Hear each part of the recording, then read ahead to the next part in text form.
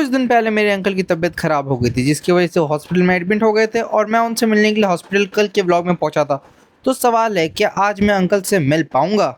आयुष के घर में सुबह के 11 बज चुके हैं और समय हो गया उठने का। बाहर आके देखा तो आंटी और मम्मी बहुत जोरदार झगड़ा कर रहे थे। मम्मी बोल रही थी कि आयुष मेरा बच्चा, आंटी बोल रही थी कि आयुष मेरा बच्चा है, क्योंकि दोनों मिल बांट के मुझे ठुसा ठुसा के कुछ ना कुछ खिलाते रहते हैं। अब आंटी खिलाए मुझे, मम्मी खिलाए चिकन मटन, मुझे इस बात से कोई फ़र्क नहीं पड़ता, काहे कि दोनों बहुत टेस्टी टेस्टी चीज़ मुझे खिलाते रहता है, इसलिए मैं अभी अपने दादा को चमका रहा हूँ। गौर से देखिए इस इंसान को, ये है मेरी माँ जो चुप के चाय नाश्ता सुबह सुबह का पक रही है। गौर से देखिए, इस इंसान को थोड़ा सा भी दया नहीं है कि उनका बच्चा सो रहा है। बिल्कुल नहीं, वो क्या कर रही है, अकेले अकेले बैठ के सुबह सुबह एकदम, जो सोया वो खोया, जो जागा सो पाया। हाँ, तब मैं जैसे जाग गया हूँ तो मुझे क्या मुर्ग मुसल्लम मिल सकता है? ना, आए सब गलत बात है ना। जब जागा तो पाया ना, पाया को कुछ दे ही नहीं रहा है ना, मटन पाया दे रहा है ना। ऐसे मटन पाया तो मैं खाता नहीं, लेकिन चिकन पाया ही दे देता तो मैं खा लेता। वैसे मैं कल ही खाया हूँ, पर इसे बोलने की बातें हैं, इसे सब बोलने की बातें हैं। कम से कम एक आइसक्रीम तो मम्मी मुझे खिला ही सकती है। समय हो रहा है 12:10। मैंने नहा लिया है और मैं नहाने के बाद बहुत ज़्यादा चमक रहा हूँ, ये तो आप देख ही रहे होंगे। और इधर में मम्मी खा रही हैं मैंगोज़। ओह माय गॉड, यहाँ मैं देख सकता हूँ कि यहाँ जो हल्दीराम का भुजिया था इसे मम्मी ने खा लिया है। जब मैं सो रहा था तब इसे खाया गया है। कोई नहीं, हमारे पास आम है, हम आम खाएंगे। और ये आम मम्मी नीचे वाली आंटी देखी गई है, नीचे वाली आंटी ने हमें आम दिया है।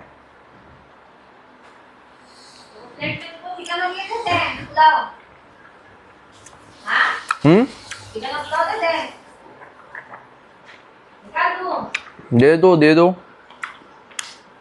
अब कल का बचा हुआ चिकन भी खाना है।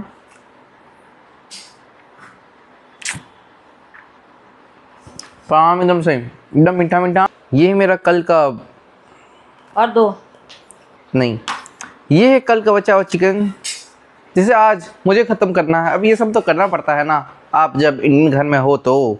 मैं निकला अपने अंकल से मिलने के लिए, तो रास्ते में बहुत जोर झमाझम बारिश होने लगी। तो बैंक मोड़ के सिटी स्टाइल में हम लोग रुके और 800 रुपये, पूरे 800 रुपये खर्च करके मैंने को महंगा वाला रेनकोट खरीदा। अब क्योंकि अंकल का एक क्यूटी सा बाबू भी है, तो मुझे बाबू के लिए कुछ ना कुछ स्पेशल चटर मटर लेना था।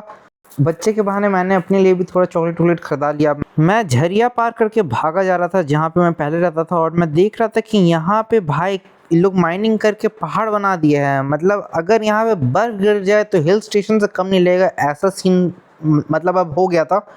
अब इतने साल बाद आ रहा था, अच्छा लग रहा था। अब धूल भी थोड़ी कम मेरे को महसूस हो रही थी, पहले बहुत ज़्यादा धूल होती थी यहाँ पे, पर अच्छा लग रहा था यार। मतलब मैं यहीं का हूँ, यहीं पे रहता था, सोचा कि आज यहाँ घूमने आ जाऊँ।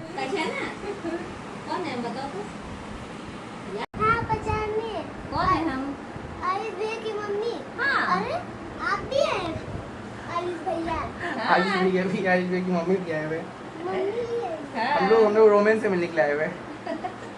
साथ में हम लोग बीएलओ ऑफिस भी पहुंच गए, क्योंकि मम्मी को एसआईआर भरना था और मुझे यकीन नहीं हो रहा था कि ये बीएलओ का ऑफिस है। ये है स्पेशल गली, और ये है, मैं दिखाता हूँ आपको अपना पुश्तैनी घर।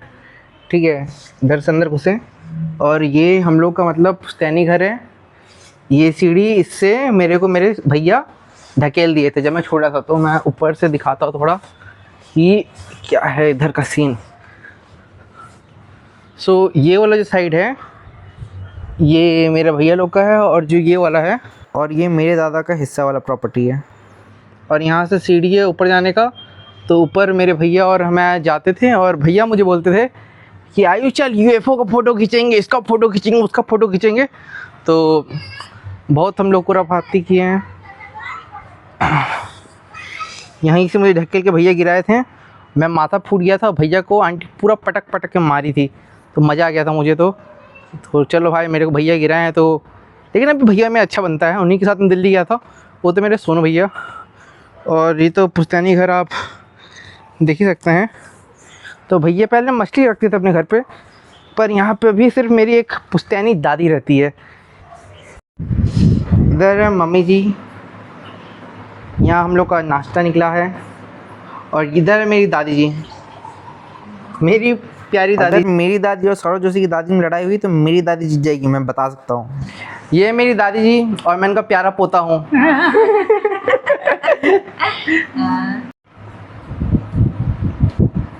हाँ, हम लोग जहाज वाला मिक्सचर खा रहे हैं अभी।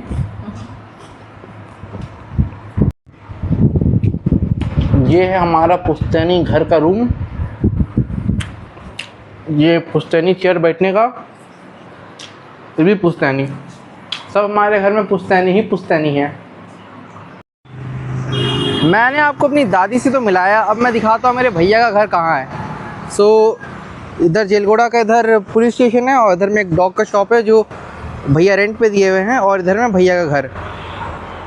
तो हम लोग आए हुए हैं आंटी लोग से मिलने के लिए, क्योंकि भैया तो दिल्ली में हैं। आंटी लोग से मिल के हम लोग बैंक मोड़ पहुँचे तो खचाखच बारिश होने लगी, पर हमें मन किया मोमो खाने का, तो हम लोग बैंक मोड़ में उतर के सोचे खा ही लेते हैं। हमारा मोमो जब तक तैयार हो रहा था मम्मी गुपचुप खाने के लिए चली गई थी, और यहाँ पे 10 रुपये का गुपचुप कोई नहीं देता है भाई, सबको 20 रुपये का गुपचुप खिलाना है। मतलब ऐसा भी होता है भाई, अगर मेरे को 10 कमाना है खाने का तो मैं क्या 10 रुपये का गुपचुप भी नहीं खा सकता हूँ? इतना महंगाई का ज़माना आ गया है क्या गुपचुप में भी। हमने लिया था हाफ़ प्लेट चीज़ मोमो और साथ में लिया था हाफ़ प्लेट पनीर मोमो।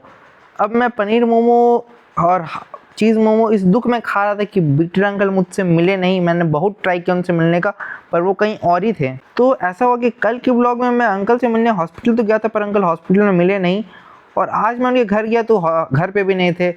अभी इस गम को छुपाने के लिए मैं मोमो का नशा करके उसे धुएँ में उड़ा रहा था, पर दुख है जो है वो मैं बयां नहीं कर सकता। मैं क्या बताऊँ, मुझे अंकल से मिलना था आज, क्योंकि अंकल एक नंबर के व्लॉगर है और मेरे से भी पुराने वो व्लॉगर है, और वो ब्लॉगिंग करते एकदम धमाकेदार वाली।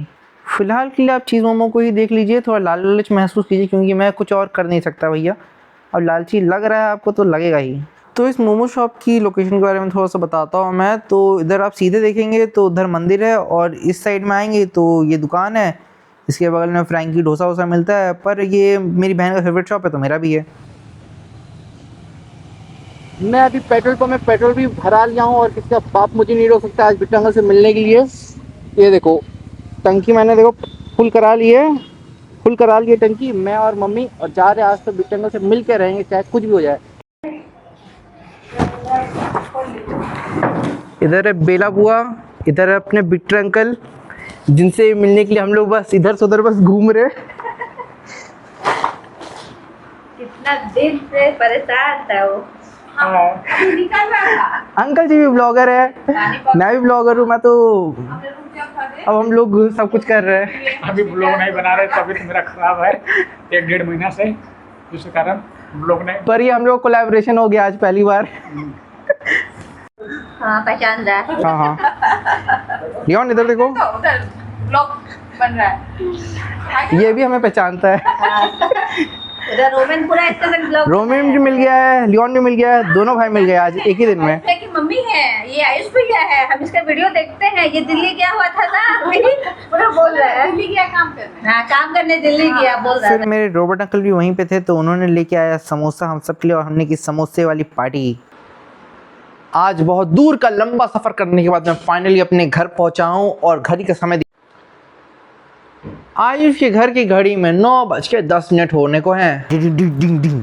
मेरी मम्मी कुछ खतरनाक कर रही है, इधर मेहंदी हो रही है लगने के लिए तैयार, और इधर ये चाय नहीं बन रहा है। इसमें देखेंगे तो कुछ फूल वूल है, चाय पत्ती है, ये क्या है मम्मी? काढ़ा है, तुमको बना के पिलाएंगे। मुझे काढ़ा बना के पिलाएंगे? सर्दी लग गया है ना तुमको। हाँ ये सब झूठ है। नहीं, ये मम्मी का सीक्रेट रेसिपी है, जिसको यूज करने से आपके बाल जो है वो एकदम मस्त, एकदम स्टाइलिश हो जाते हैं।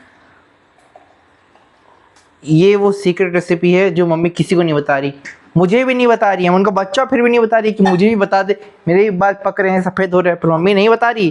भाई कि मम्मी की सीक्रेट रेसिपी है जो सिर्फ मम्मी तक ही सीमित रहेगी कि बाल ज़्यादा दिन तक काले कैसे रहे। आंधी आई, साथ में तूफान आई, बारिश आई, मैं 10 किलोमीटर दूर झरिया साइड भागा गया, जेलगोड़ा गया, और फाइनली मैं स्टील गेट गया और अपने अंकल से मिल पाया, जिनके लिए आज का ब्लॉग बना था। अभी घड़ी के करीब 10:30 बज रहे हैं हमारे घर की घड़ी में, मतलब आयुष के घर की घड़ी पे 10:30 बज रहे हैं। और मैं आपको कुछ दिखाना चाहता हूँ जो मेरे ख्याल से आपके लिए बहुत ज़रूरी है जानना, कि मैं पहले ऐसे नहीं दिखता था। मैं पहले ऐसे दिखता था, वो भी तब जब मैं 9th क्लास में था। और यूट्यूबर इसमें क्यों लिखा है मैंने, वो तो आप अब समझ ही चुके होंगे, क्योंकि ये जो बंदा है जिसकी दाढ़ी मूंछ नहीं आई थी, मैं वही बंदा हूँ। और मुझे लगता है कि मेरी लाइफ थोड़ी नॉर्मल नहीं है, थोड़ी अतरंगी है, और मैं उसमें सतरंग भर देता हूँ अपने कारनामों से। और मुझे लगता है कभी कभी मेरे अंदर में कुछ थोड़ी बहुत कलाकारी जाग जाती है, तो मैं कुछ वीडियोस बना देता हूँ जो अलग होते हैं, ऐसा मैं कोशिश करता हूँ। अब आपको अच्छा लगता है कि नहीं ये तो मैं नहीं कह सकता, पर मैं कोशिश ज़रूर करता हूँ, क्योंकि कोशिश करना चाहिए। क्योंकि आप फाइनल रिज़ल्ट तो आप नहीं देख सकते कि क्या हो सकता है या क्या होने वाला है, पर कोशिश करने के बाद कम से कम आपको ये गम नहीं रहेगा कि भैया आपने कोशिश नहीं की। तो कोशिश हमेशा करते रहनी चाहिए। अभी मेरे घर में 11 बजने में 15 मिनट बचे हुए हैं। मुझे पता है आप सोच रहे होंगे कि आज के व्लॉग में अंकल क्यों इम्पोर्टेंट थे, मतलब टाइटल अंकल से रिलेटेड क्यों था। वो इसलिए कि मेरा जो बचपन है वो अंकल के घर में ही बीता है। अंकल के साथ, बुआ के साथ, तो वहीं पे मेरा बचपन बीता है कोलबोर्ड कॉलोनी में जहाँ मैं पहले रहता था। तो अंकल और बुआ ये सब लोग का बहुत बड़ा इम्पैक्ट है मेरी लाइफ में। तो मुझे लगता है कि मेरा व्लॉगिंग का आज 10वां दिन है, तो अंकल और बुआ लोग को मतलब लेना तो बनता था आज के दिन पे। सो मुझे लगता है मेरा जो लाइफ के पार्ट लोग रह चुके हैं, उन्हें अगर मैं ना लूँ तो क्या फ़ायदा हुआ मेरे व्लॉगिंग करने का। मतलब ये तो मेन चीज़ रहता है ना कि आप अपने अपनों को दिखाएं अपने व्लॉग्स में। तो मैंने तो कोशिश की है कि मैं जितना हो सके दिखा सकूं मेरे अपनों को। और बस मेरी एक ख्वाहिश थी कि मेरे ब्लॉग में मेरे बचपन के लोग भी आएँ, तो आ गए, मुझे अच्छा लगा।